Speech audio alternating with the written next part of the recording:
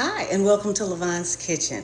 As you've noticed, we've been growing vegetables. This is the time to do it. We've got to save money, y'all. Groceries are expensive, so we've got to do what we've got to do. But what do you do with all of those vegetables when you grow them? I say chop them up and freeze them because you can't eat them all at once, especially if your garden is big. So check this out and tell me what you think. I've got some bell peppers. First, I'm just gonna cut them up and get all the seeds out of them. Then I'm just gonna put them in the food processor and let it do the rest of the slicing. Look at how easy that is and how fast that is. I'm gonna take all my peppers, put them in a plastic bag, and there they go.